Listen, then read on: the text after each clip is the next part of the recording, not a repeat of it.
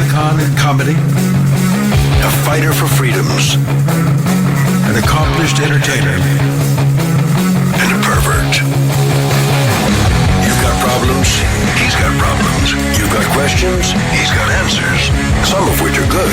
Call now 866-WOW-1-WOW. That's 866-969-1969. This is the Jim Norton Show.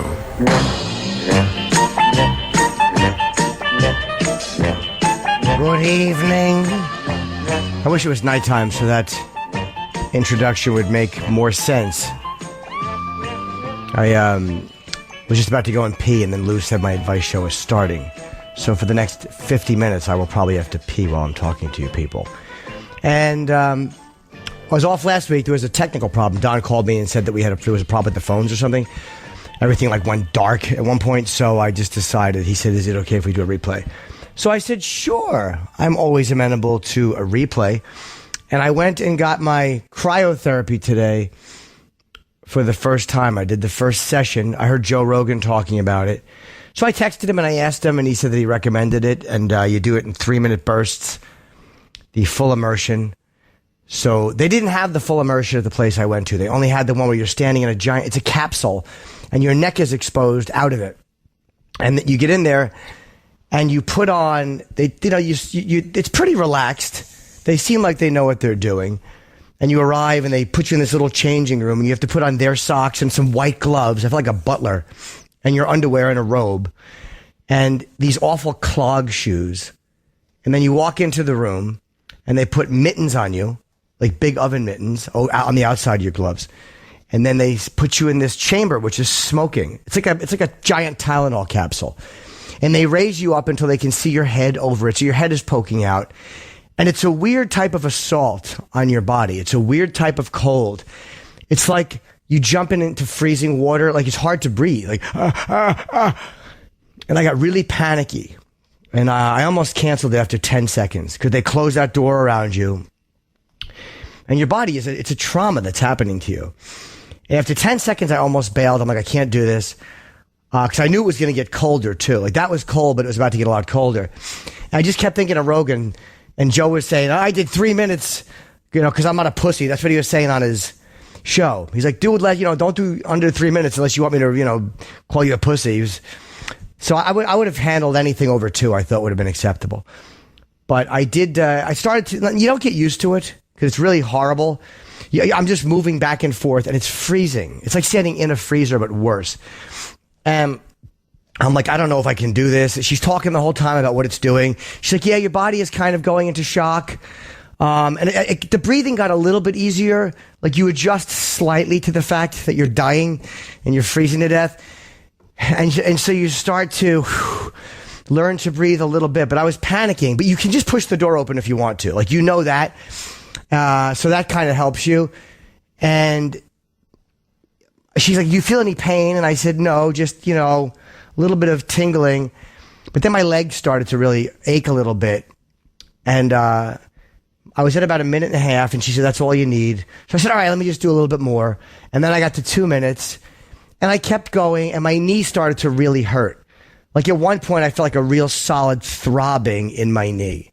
And to me, that was legitimate pain. So, all right, I'm good. You can stop it. And it was 2 minutes and 52 seconds. So I probably could have done the 3 minutes, but I'm like, why purposefully be in pain just to say I did 3 minutes? It's stupid. And I didn't feel anything miraculous when I come off. You're very cold. You get on a bike for like 5 minutes, and you pedal a little bit. And the warmth coming back into your body feels good. It's a nice feeling. I didn't have any euphoria. I didn't have any revelations. I didn't feel, oh my God, I'm amazing. But I felt very tired. I did not get an energy rush. And I came back to my house. I just napped my balls off. I literally woke up 20 minutes ago. And I'm going to do it again. I signed up for 3, but I did not feel the miracle cure I was kind of hoping to feel. But again, had I not gone in with any expectations, I might be very happy with it. Like, I don't know what you're supposed to feel the first time. You know what I mean? So if a couple people call about the cryotherapy, that was where I'm at with it right now. It was not very pleasant, but again, it's such a traumatic type of cold. But I will do it again just because so many people are doing it that I know that this is a survivable cold. Like, this is not the type of thing, like, I'm not going to drop dead in there. And I will eventually do the full immersion that Rogan talked about, but they just didn't have the machine. And she said that's actually a little bit easier because your head being exposed, you feel the temperature difference, so your body reacts worse. You shiver more. She's like, well, if you're fully in it, you know, you don't feel the temperature difference as extremely. But whatever, I tried it. I'm going to do it again. My arm feels okay. I would say it feels the same as it did this morning before I did it, maybe 15 or 20% better. But again, I'm moving it and it's okay. So we'll see how it is after a couple of these. They recommend 10 sessions. Okay. Sorry. So let's talk about Tyler in Canada. Weight loss question. What's up, Tyler? Hey, what's going on, Jim? Hello, sir. I'm just wondering. About 2 years ago, I was in a relationship with a girl, and it was my first long-term relationship, and I started gaining that relationship weight, you know what I mean? Mm-hmm. And it just started to come on more and more, and I was playing football, and, like, I was really in shape, and then all of a sudden I worked at McDonald's, started gaining that weight, and now we broke up, and now I'm just at this weight where it's like I feel like a tub of shit. But I get into these 2-week power runs where I'm like, oh, I lost 10 pounds. I'm doing fucking great. Have a couple beer. Down the drain.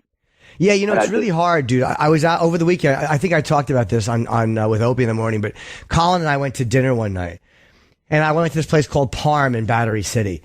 And Colin was going to order the chicken parm. I'm like, fuck it, I'm going to have chicken parm. I've been eating so well for so long. Mm-hmm. So I had the chicken parm, and I wanted ice cream cake for dessert. But then I went out, we walked, he goes, no, go someplace better for dessert. He talked me out of a good dessert, that stupid shit. But then I went to this other place, and I had an ice cream cone with 2 scoops, 1 chocolate, and then I had a second ice cream cone. And then I went out to dinner with a friend the other night, and I was craving ice cream again. So for dessert, we split 3 or 4 dishes of ice cream, like single scoop dishes. It was amazing ice cream. But I don't regret it, but I can kind of feel it in my gut. Like I just feel a little softer. And the key is when that happens, don't go on the binge. Like, cause you know, I immediately start kicking myself. Like, you fucking asshole, you're doing it again. Like, people are like, yeah, you look so skinny, but it doesn't matter. Cause whenever you fuck up a little bit, that's that psychotic part of you just goes, now you're off to the races, go. The key is don't regret it. You fucked up a little bit. Okay. That's part of losing weight, is at times you can eat like a human being and enjoy something and not feel like putting yourself in a fucking, you know, in a vat of acid for it. Like, don't always spank myself for it. So don't kill yourself for it, dude. If you eat bad, just go, fuck it. I wanted to. I enjoyed it. That was part of the fruits of my hard work. But now you just go back to the hard work. It's hard to not make that a pattern. Yeah, it is. And also, like, I'm trying to quit smoking. So it's just like, it's super tough when, like, I lose 10 pounds, I don't smoke for a week, and then all of a sudden I just have 1 beer, and then my mind's just like, oh, dude, you had a beer? Alcohol? Smokes. Let's go. Come on, smokes. Yeah, it's right? Like ham and eggs. To me, cigarettes were very hard, dude. Cigarettes and food are really, really tough, but food is harder. So booze was the easiest out of all of them because you weren't giving yourself. Again, I was so young when I stopped, so I didn't have a tremendous amount of adult association with it, which helped me a lot. Like, you know what I mean? It's harder to quit the older you get, I think, just because you have so many situations associated with it. But cigarettes were a motherfucker, because everything I did with cigarettes. Everything. I mean, I was well over a pack a day. That was a very hard one. And food, man, is you know, again, as much as I've said fat people, blah, blah, blah, it is decisions, but I really, really have empathy for you, and I have a tremendous amount of respect for fat people who are trying, because it's a very hard one to do. But just don't kill yourself, and just get back on the stick, as they say, as Ron B would say. All right? Exactly. And I just one more quick question, if you don't mind. Mm-hmm. The ex I broke up with, we've only been separated for about a month. And I'm also having a hard time getting over her, and I think that's what's attributing to my weight loss, like, being hard, is, like, trying to get over her. It's, like, it's really hard right now, so I wanted to know if you went through anything like that and how you got over the person. Many things like that. And typically my self-destruct instinct, the minute I have a relationship end, my self-destruct instinct, it fucking enters, like, you know, with a top hat, you know, and it really kicks into gear and tries to kick me into a fucking pit. But so the hard part is not giving into that, because in that moment it feels right. In that moment, spiraling feels right. But then I've noticed, dude, there's times in my life where I'm doing really well. Like I have a lot of nice stuff happening right now. There's, I'm shooting a pilot and this and that. And yet my self-destruct instinct still kicks in. So sometimes it has nothing to do with the breakup. It has nothing to do with the positive stuff. It is just, there's parts of me that always look for an excuse. It's like a boxer trying to find your jaw. When I chase my chin. There's always, it's always looking for that weak spot. That part of me that likes to self-destruct and likes to hurt is always looking for a moment to get me. So the moment could be that I'm weak because I'm in such a good mood, my guard is down, or it could be that I'm weak because I'm in such a pit that I'm more than likely to listen to it.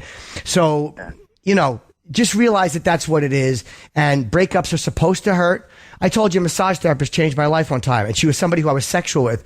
She goes, I got into relationships and I just realized every relationship I get in is going to end with me being hurt. It's either going to hurt me because I break up with them, which will hurt. They'll dump me, which will hurt more. Or we'll get married and fall in love and live together for the rest of our lives, and then they're going to die, and I'm going to get hurt. So it's always going to hurt. And then if you go into it with that notion, you're free. Because you know that the only way you're not going to get hurt is if you die first. And I don't mean by killing yourself. I just mean by getting old and marrying them. So just accept that it's going to hurt and enjoy it up until then. Awesome. Thank you so much, Tim. All you're right, just an awesome comedian. You're awesome. Oh, sir. And you're a little sweetie. Thank you very much. Bye. All right, buddy. Thanks. Hey, Mark in Edmonton, problematic family member. What's up, buddy? Not too much, man. I want to say thank you, Jim. I called a year ago. I went to jail for a year. Oh, wow. And I called you just willy-nilly. And I kind of had this rough plan in my head of doing something really stupid and kind of hurt myself instead of going to jail. And you were able to kind of give me some advice that was awesome. And I just want to start off by saying thank you, man.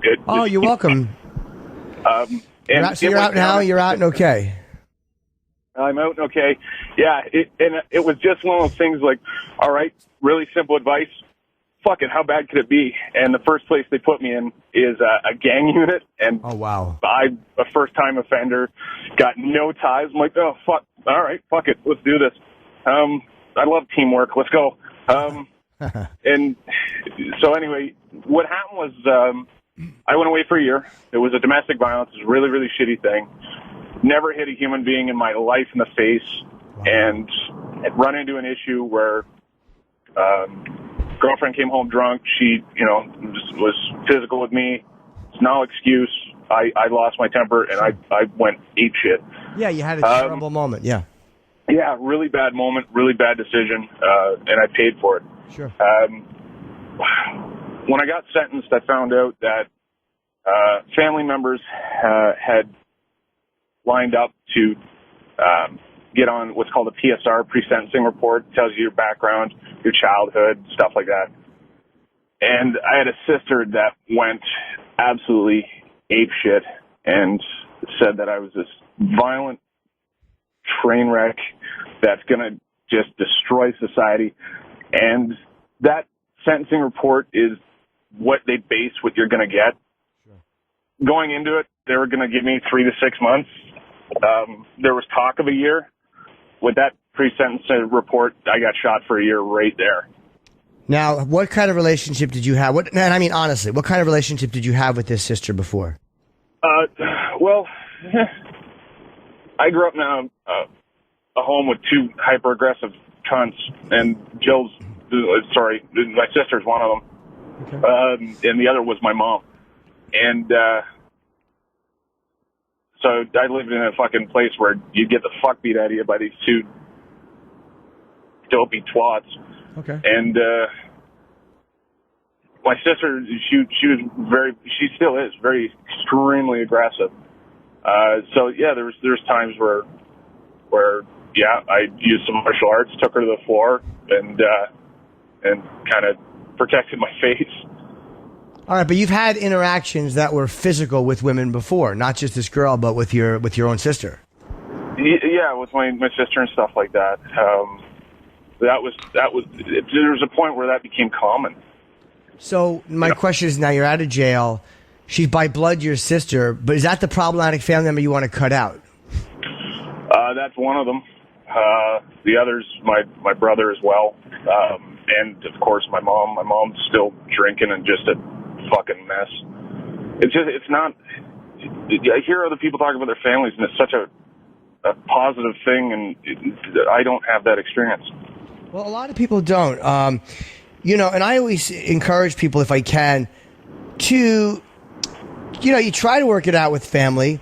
I'm lucky I have a good family. A lot of people are not lucky. So if your family is destructive and shitty, then don't associate with them. Yeah. Are you there? You don't have to associate with it. If what you're telling me is true, and they really are a source of misery for you, and you for them, then just stay away from each other. You know what I mean? Like, hey, look, biologically you're connected, but sometimes people just don't like each other. And sometimes people just don't mix. And if your sister did that to you, look, maybe you had a violent relationship with her and that's how she felt about you. Okay, there's no reason to have to associate with them anymore. And all your lives will be better for it.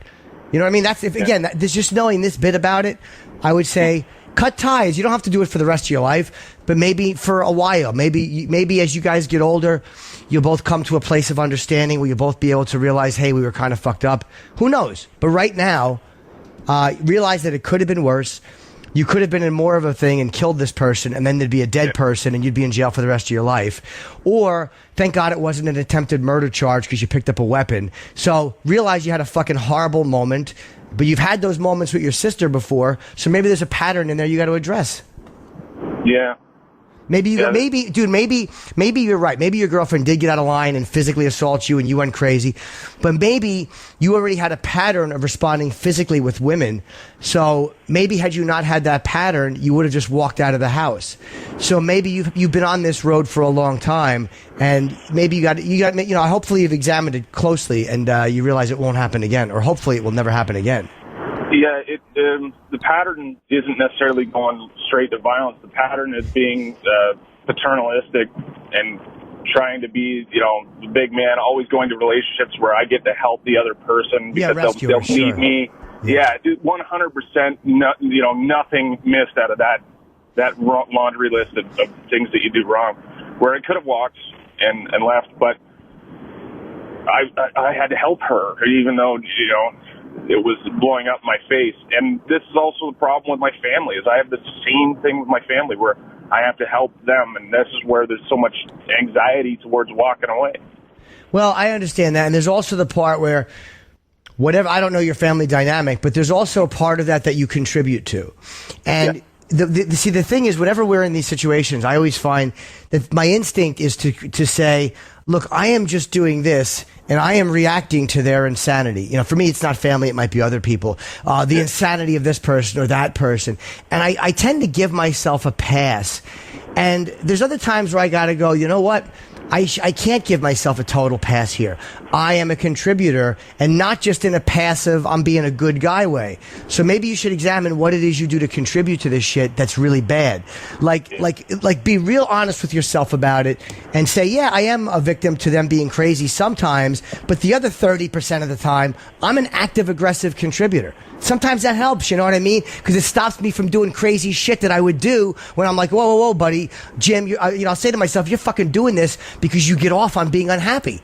I've quoted Mike Tyson a million times. The term he used was addicted to chaos, and I'm sure that's been said before, but that was such a great way to phrase it. And I find myself addicted to that, the back and forth, the unhappy, the pit of my stomach feeling, and maybe you get caught up in that too. So just, I got to run because I got a bunch of calls. But I'm glad you're out of jail, and I hope that whatever it is that triggered that is something that you fix, so you don't want to strike a woman, man. That's just shitty to do. And you don't want to go back to jail, and just fuck the family. Don't deal with them for a while, okay? Thanks, Jimmy. All right, buddy. Be good, and good luck to you, Mark.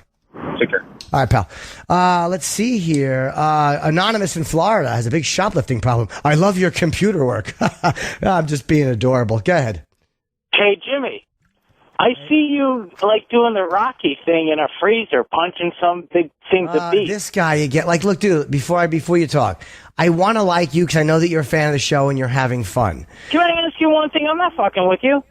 But you kind of are, and you call. Listen, let me finish. You call every week with something silly, and then you go on some awful stand-up routine, and it doesn't feel genuine. And I don't mind people fucking around, but it's always it's like none of it's connected to reality. Well, in all honesty, that last caller, I have the exact same sister who said she was going to punch herself in the face and get me arrested. So I've dealt with these kind of people. I had family problems. I'm not picking with you, Jim. I don't think you're picking with me, and I don't think you're being a dick. I just think that you're calling up and goofing around, and you all right, can. I will not call. The only reason I called today, all right, and I'm telling you the fucking truth, is because those cunts at Sirius shut my radio off again, all right? But only select channels. See, I thought you had a shoplifting problem. I do have a shoplifting problem. But well, then you hold on. Now, let me correct you. Your problem is not shoplifting. Your problem is you lie to the phone screener. Because you just a second ago said, the main reason I'm calling is the cunts in Sirius cut off your radio. But in your thing, it says, you're going to get caught shoplifting and you can't stop. Well, Jim, I didn't know you were going to recognize my voice, Mr. Sherlock fucking Holmes. Well, you don't have to be Sherlock Holmes to recognize. You sound like Bruce Jenner. Fan, Jim. You sound like Caitlyn Jenner. I think that the voice is getting a little bit better. I don't know. And that's why, because I know you're a fan, that's why I didn't hang up on you. Serious people at the dump, you can hang up on me. I'm not going to dump. I don't dump. The only time I would dump is if you gave out somebody else's phone number last time. I'm not going to dump because you criticize Sirius. When I call to get my radio fixed, I'm talking to these assholes. Yeah, but dude, I don't know about that. What do I know? I don't, to be honest with you, I don't know who does our customer service. Why would you call me and ask me that? I don't know what to tell you. Chances are it's because they didn't get your bill. Jim, listen to me. I'm not even kidding. Why would I fucking kid you? They hit me with some kind of voltage, and all my premium channels went out. Howard 100, the J. Thomas, any of those 100, and I get all the other shit. Dude, you got to hang up. I'm not being a jerk off here, but I got other calls. I don't know what to tell you. Here's my advice. Call customer service or pay the bill. You can hang up and call back next week. I would talk to you, but I don't know what you're going to, what I'm going to tell you. Sirius's customer service sucks. Okay. I mean, fine, but I don't have the answer to that. Ugh. I've had people email me. That guy's just trolling. Like, I know, but sometimes people call, but they have a legitimate reason to call too. All right. Cause you can call and fuck around. This is not, the fucking Mr. Serious hour. Buckle down and get serious, pal. But, don't call with utter nonsense. We already answered Andrew in New Jersey. I answered with the cryotherapy. Thank you for the call, buddy. And let's see here. Sean in Long Island. You're dating an insecure girl. What's up, Sean? How you doing, Jimmy? Hey. So I started seeing this girl a couple of weeks ago. Nice girl. We have chemistry. Funny. She's good looking. Everything seems to be there. But I'm kind of getting this sense that she's insecure, has trust issues, kind of starting to see little cracks in the armor, and kind of don't know what to do about it. I don't know if this is like a jealous thing that's coming up too, but definitely has trust issues. And I've kind of dealt with girls like this in the past, and it never, it really doesn't turn out well. So they start to get clingy and smothering, right? I don't know. She's not necessarily smothering it, but I can just feel like she's being a little. She just has trust issues from something that happened in the past. Just all guys are assholes to her, so I almost feel like I'm getting blamed or getting the brunt of shit that she went through from someone else years ago. And, that just doesn't seem like a good recipe for something that's just starting out. But I like this girl. She's interesting. She's different, but, I don't know if I should just cut the cord now and be like, all right, this is like, it's a little too much drama this early on. You know what I mean? Don't want drama right away, but you could give it some time, dude. Like, sometimes it helps if you, how long you been dating her? A couple of weeks, maybe 3 weeks. Brand new. Give her, that's a little too early for her to be getting jealous. But if it comes down to it and you have to say to her, look, I get you've had some shitty experiences. I'm not that guy. And then see if you can be logical with her. And if she gets more clingy and more obsessive, then you may have to cut it off. But a couple of weeks in, unless somebody's being psychotic, sometimes people take a minute to adjust and settle in and realize, like, oh, okay, this guy's all right. He's not going to be a piece of shit. So, I give it some time. All right, man. Appreciate it. Yeah, but again, if it's crazy, then fucking dump her. But, look, we all get a little insecure. We all drag in a little bit of baggage. So, give it some time, okay? I don't think she can really adjust to the fact that, like, I'm actually kind of normal. Like, I'm not really a douche, so she's kind of surprised, and she's so used to douchebags. Yeah, a lot of times you get used to dating crazy ones. And I've had that experience too. And then you date a nice girl and you're like, you don't recognize them when they walk in the room. You're like, what are you? Oh, you're not your girl is not going to flip out on me at 3:00 in the morning when you don't have to wake up. All right. I get it. All right. Thank you. Be good, buddy. Let's see. Mike in Texas. What's going on? Hey, how you doing, Jim? Good. How are you? Doing all right. So a couple of years ago, I had to cut my relationship with my dad. He went through a bunch of depression, still is alcoholic, and my mom divorced him. Now he's trying to unload all his shit on me. So had to cut the relationship out with him because I noticed I was starting to pick up that addiction. Which addiction? Well, he's an alcoholic, but I had surgery and then continued to take the opiates. Oh, yeah, those are tough, man, sure. Yeah, they were. And, listening to you help other people, I cut my relationship with him. That helped me cut the addiction, so I'm done with that. Oh, cool. But now he's trying to get a hold of my kids now, just to say hello. I understand he wants to say hello, but how old are you? 15 and 14.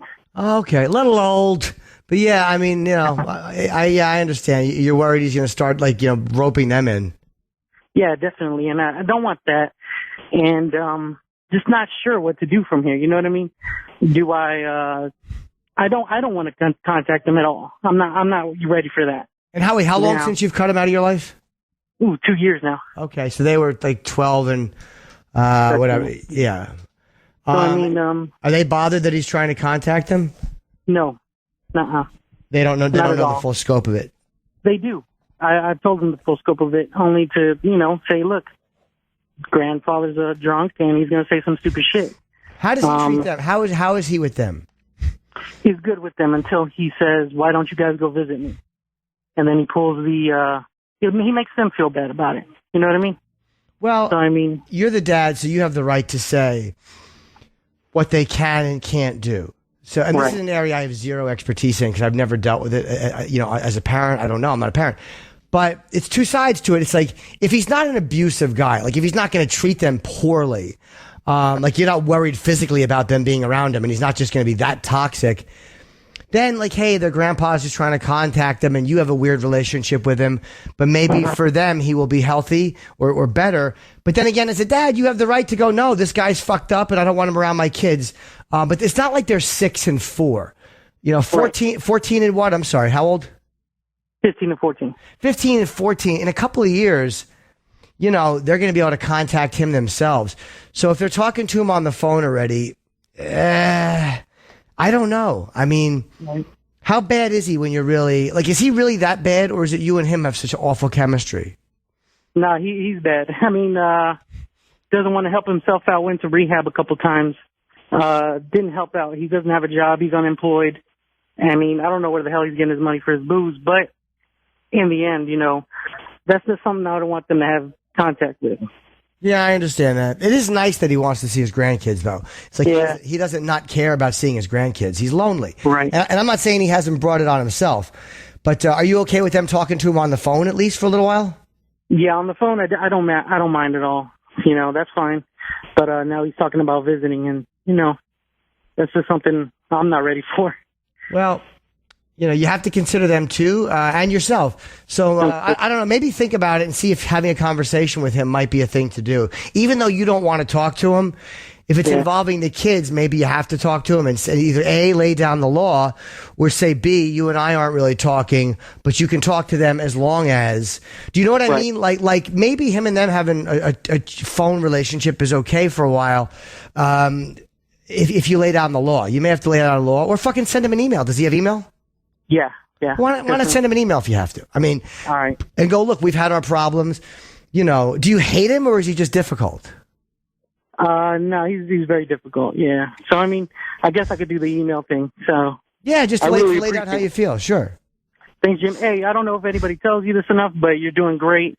We love your comedy. I brought my kids into it, and we chip roll my wife all day, and she has no idea what's going on. Thank you. Please continue to do that to all the women in your lives. Chip them day in and day out. They hate it. All right, buddy. Good luck. All right. Love you. All right. Thank you, man. Daniel in Houston. What's up, buddy? Anger, addiction, and alcohol. Yeah, hi, Jim. I just want to say, man, I'm a huge fan of you. I'm a huge fan of Opie and listening a long time. Thank you. First time caller. Give me a break if I freeze up because right. first time. I froze up today in cryotherapy. I like to incorporate my humor into my advice show. Yeah. What's up? Okay. Well, I'm 26 years old, and I've struggled with alcohol since I was probably 17. Like, I took my first drink at probably 15, and by the time I was 17, I was like a full-blown alcoholic. And from 17 to 21, I thought, like, okay, I'm alcoholic. I drink every day. And I thought that my problem was alcohol, but then I got sober.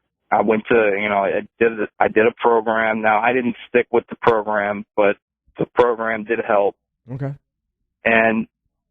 But I found myself doing the same stuff. Like, now I'm drinking. I had my birthday, and all my friends around me drink, and all my friends are like, getting jobs and graduating, and I'm still living at home, and I get so fucking pissed. And I know that you've talked about on the show, your anger feeds your own anger, and that's what I feel like I do, except I express it in a physical way. I mean, I'm really lucky, like that first guy who called in.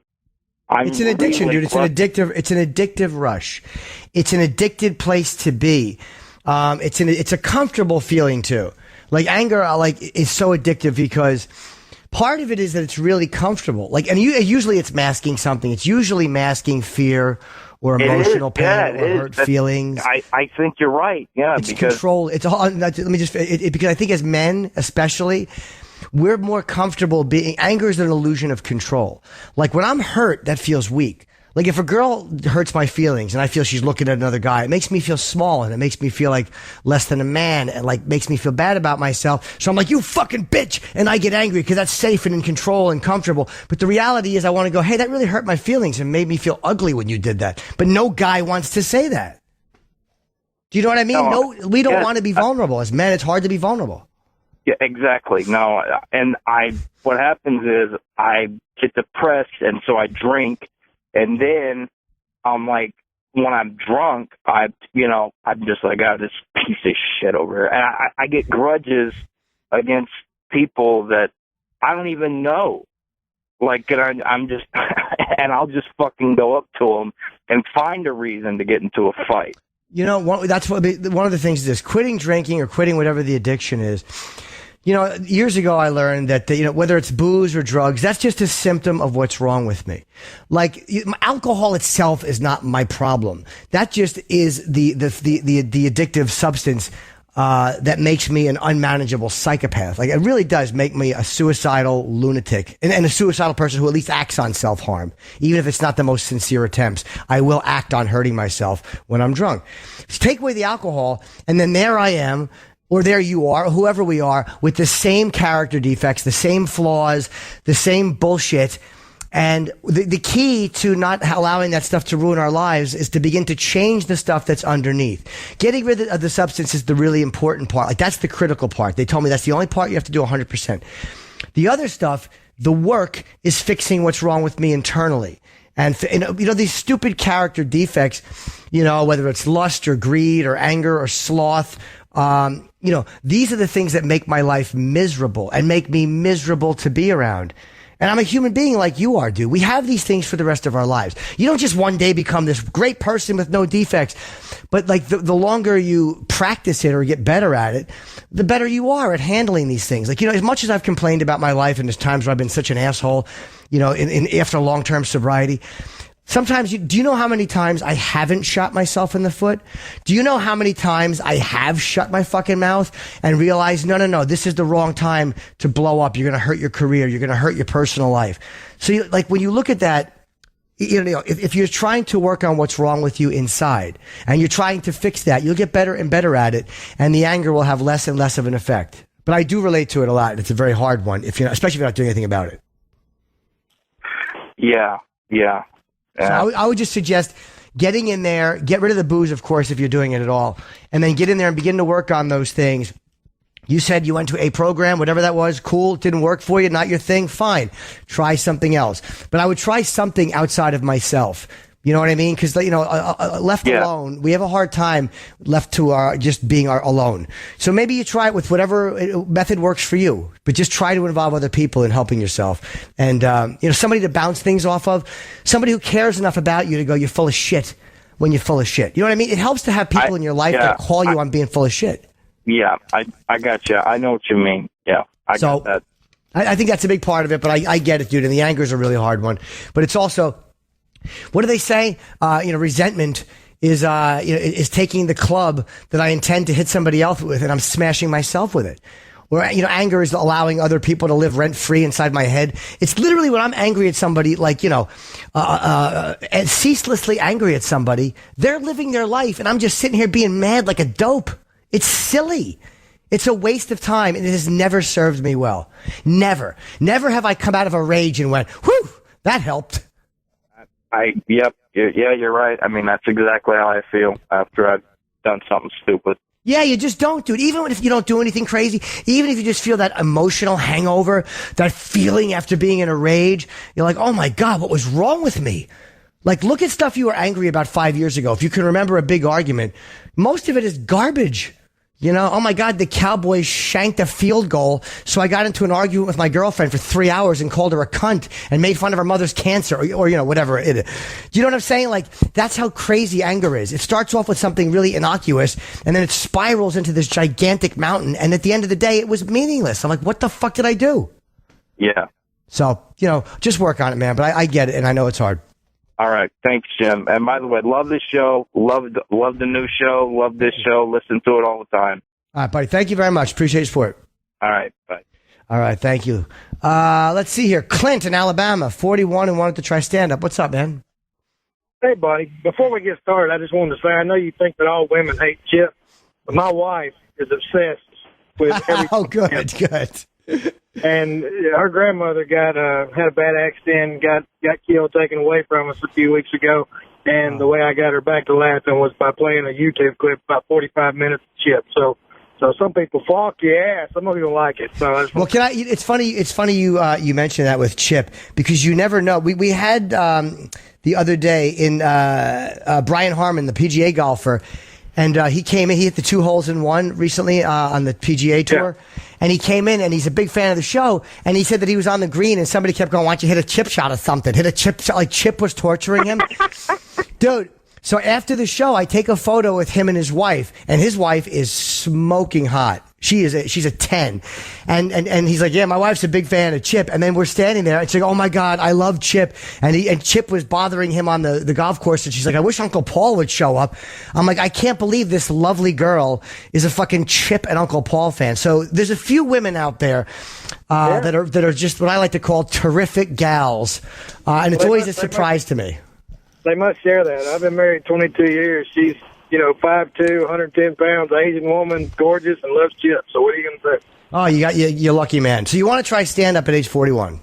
Well, we got married real young, went off to the Navy, served my country, came back, went to work in my career, and I'm successful, I guess, by the eyes of most people, and in my own life. But I've always had a nag inside of me to be on stage. I play music, I sing, stuff like that. But I love doing stuff. I don't like telling jokes, punchline, but with stories and getting people laughing, the center of attention. At 41, I feel like I'm maybe I'm past the point of giving something like that a shot. I know it's, these things, they just do it, but, it's not always that easy. I just want to see, what you thought. It's not about fame. It's more about this desire I got inside of me to get it out, I guess. It's funny. We always think that we're too old. And I understand that because we live in a society where youth is rewarded. But, I'm 47. And there's been times when I was like 30 and I'm like, fuck, I'd love to take the martial arts, but I'm too old. Or even when I was 38 or 40. God, I'd love to take some jujitsu, but I'm just too old. And had I started it then, I would be 7 years into it now. Anthony Bourdain started jujitsu recently and he's over 50. It's like, if you want to start stand-up comedy, dude, you want to start because you enjoy making people laugh or telling stories. Like, there is no age limit because you're going up there to enjoy yourself. Like, you don't have to set a lofty goal of, I want to do Kevin Hart gigs. You can start a goal of, I just want to make a little money on the side entertaining people because I genuinely enjoy doing that. Rodney Dangerfield was in stand-up for a long time. His name was Jack Roy, and he dropped out.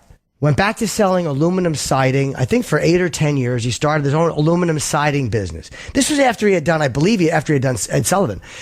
Went back into the business when he was like, you know, in his late 30s, early 40s, and then got famous. So Rodney got famous very late in life. So, you know, again, he had an early career and then a break.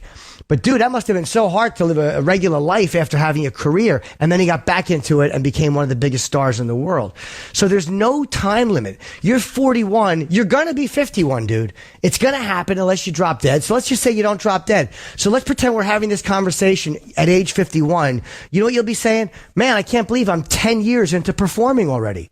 I'm so glad I tried that. It doesn't have to be, oh my God, it's going to be my life. What if you live to be 86? Let's just do the numbers. You live to be 86 and you try going on stage now. By the time you die, you could have been performing for fucking 45 years. Like, you know what I mean? And I know it sounds crazy, but when you look at the numbers like that, it's not too late to get up there and give it a shot if you want to have fun. Just don't set your goal and say, I want to do a rom-com with Jennifer Aniston. Just say, I want to go up there and learn to be a little bit funnier in front of an audience because I enjoy doing that. And why not? Maybe you'll be better than you would have been at 25 because you have life experience now. You have shit to talk about. You have 40 years of experience to bring to the stage. So give it a shot and just enjoy it. You don't have to have a big goal set for it. Man, and like I said, I know that's easy to tell yourself, but hearing it from somebody else, you know, it always, especially the thing about Rodney, I mean, that's motivating. So maybe I see you one day somewhere. You know what I mean? But I appreciate your help, Jimmy. Yeah, good luck, man. Keep it up. Okay, Clint, thanks a lot. Let's see here. Another comedy question. Jack in Arizona. What's up, Jack? No, it's Chuck in Phoenix. Oh, hey, Chuck. Hey, January 23rd at Talking Stick Casino. Are you going to be having you're the headliner. Do you have somebody that's opening up for you? Yeah, wait, what's the name of that casino? It's in Scottsdale, right? Yeah, the one at Talking Stick. I already got tickets, row A, seats 5 and 6. Yeah, Talking Stick is, I want to go out and do that gig. I will have an opening act. When's the last time you saw me? Oh, what's that? Oh, have you seen me live or no?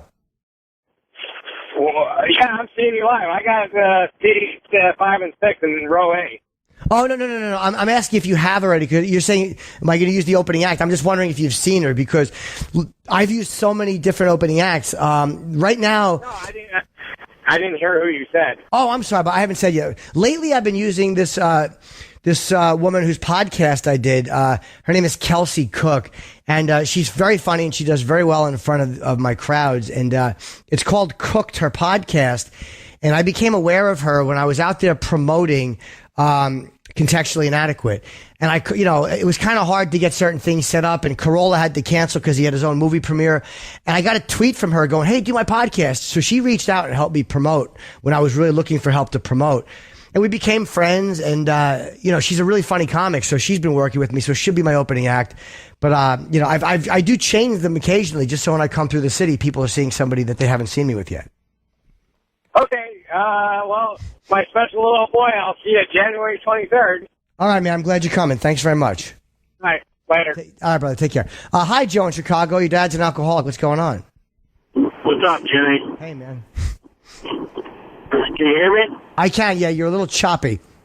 Sorry about that. Let me get off my speaker. This better? Yeah, just if you're driving, don't hit something.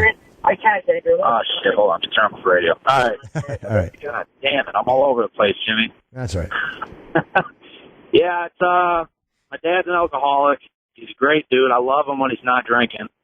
I learned at a young age that the men in my family have extreme anger issues when they're drunk. Sure. I haven't drank in 2 years. I'm 28 now.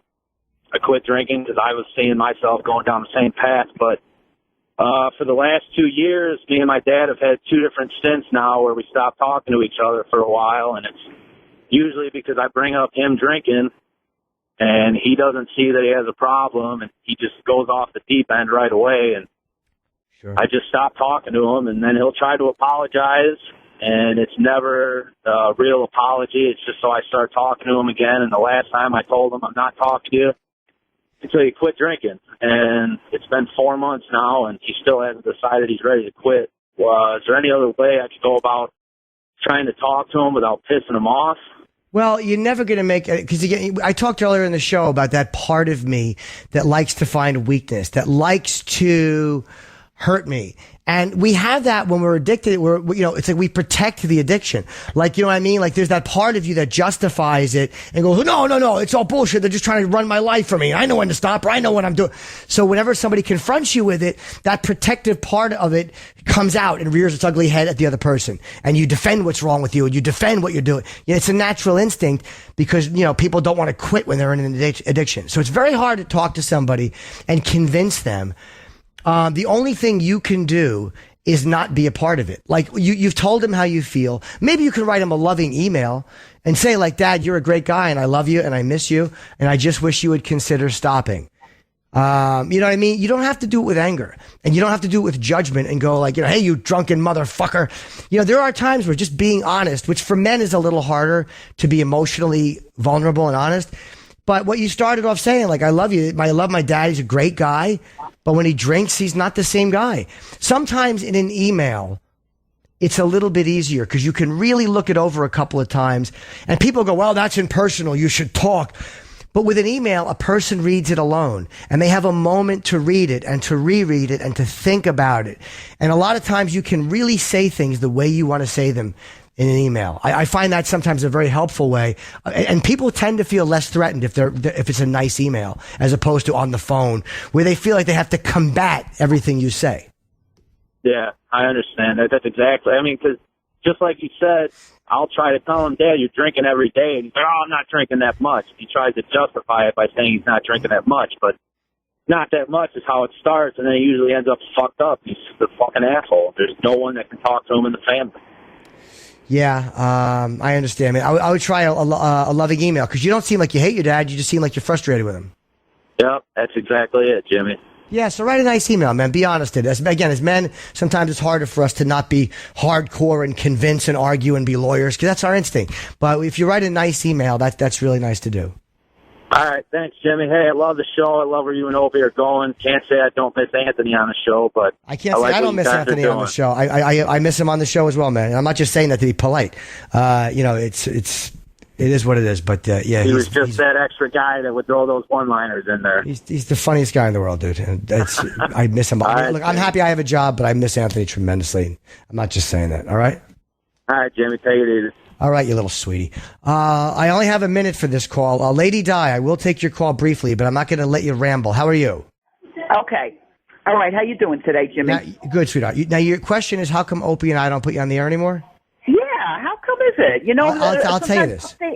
Sometimes I'll stay on hold for like a couple hours. I'll answer your question because basically we all like you, but your narcissism and your self-destruction and your lack of ability to see that you're just drinking yourself to death and you're rejecting all help becomes frustrating and exhausting for people who really like you. Like, I like to have fun with you on the radio. I like to tease you and we joke with you, but I genuinely want to see you like do something for yourself. Like, I don't want to just see you be a radio stunt girl who calls up and gets fucking verbal eggs thrown at her. It's like you're a fucking person. And you have a life, and you should be attempting to do something a little bit better with yourself. And we've watched you basically vomit on yourself and shit yourself, and you're not trying to help yourself. So it gets to be very frustrating to just have you call up and go, how are you? And make the same nonsensical comments when it's like, I know hold on. When I was an intern. Okay, but I'm talking about overall, Di, in life. There's a person under there. You're not just a radio gag. It's fun to goof on people that we're friends with. But it gets to a point where it's like, it's just sad. And we want to see you do something to help yourself. And we've tried and we've tried and we've tried, and Dr. Steve has tried. We've all been willing to help you out with money, and you've continually not taken the help. So sometimes all you can do is just cut somebody loose. And it's not like saying fuck you. It's like you let somebody just do what they're going to do, and hopefully they come around and ask for a little help. So that's where I'm at with you personally. I like you very much. I want to see you do well. All right, now could I ask you another question? Yes, you can. Is your show on XM? So in other words, hold on. I'm glad my little speech had a tremendous emotional impact. That was really good. That was really good. No, I'm happy. That was literally like saying, JFK saying, ask not what your country can do for you. Ask what you can do for your country. Any questions? Yes, Mr. President. What time does Blockbuster Video closed? What? All right. What? First of all, JFK didn't take questions, and there was no Blockbuster back then, but you get my point, and the nerve of me to compare my little boring speech to Kennedy's great speech. I got to go, Di, because I have 1 minute left, but I guess we are on XM, and we are played on Sirius as well. I don't know the deal. Ask the guy from Florida who customer service keeps fucking over. So I got to let you go, Di, but I wish you well. Do you people just catch what an ass I am? I just made this little, hey, look, I hope you get well soon speech, and then I tie it into Kennedy. What a fucking... I really am a psychopath. The nerve of me. Real quick, Kent in South Carolina, I only have a minute for you. In the end of your recovery and you want to start dating again. What's up, buddy? How long you been clean? About a year or so. That's enough time to go out on a few dates. And why don't you think you're ready? Well, the thing was, about 10 years of, doing it, doing drugs and stuff. And I kind of just went into a shell to where I didn't date anybody. I just didn't care about it then because all I was cared about was, one thing. It was getting high and stuff like that. But, so I just kind of have this shyness. You know what I mean? Or I just don't know what to say. Yeah, no, I understand. I'm the same way now after being sober a long time. I'm better than I used to be, but I understand it. And the way I got over any of it is you have to realize how important is it. Meaning, if they reject you, the worst that can happen is they say no. So maybe, you're not too nervous to drink coffee or to have a salad. So why not, instead of looking at these big dates, just develop a few friendships with women, go out for some coffee, realize that they're the same insecure, emotional boobs that we are as men. They're not these mythical creatures who are going to destroy us. And that makes them a little bit more relatable. I got to run, buddy. I'm sorry to give you such a short answer, but they're yelling at me to wrap it up. But, just look at them as people more than objects to be dated. And it does help a little bit when you go out for coffee. And instead of just thinking about what you're going to say next, try to listen to what they're saying. I know that sounds corny, but you realize hey, they're not so hard to talk to once you get into a little groove with it. Okay. Yeah, I got you. They don't have to be big dates, Kent. Just go out there and have some coffee. Just go out there and eat. It can just be, ask a girl who's 300 pounds to have coffee. Just be a person. You don't have to date her yet or anybody. Yeah, that's true, man. Okay. Thanks for help, man. And thanks for coming to Charlotte, man. We love you down here in the South. Thank you, man. I will be out there, I think, in January or February or something like that. So I love it. So thanks a lot. I appreciate you coming. Thanks, man. All right. Sorry, guys, to leave. The lines are full. I will be back next week with bells on. Thank you, Lou, for all of your help. Thanks for listening to The Jim Norton Show. Hear all that advice whenever you want to on demand at SiriusXM.com/on-demand. On SiriusXM is real.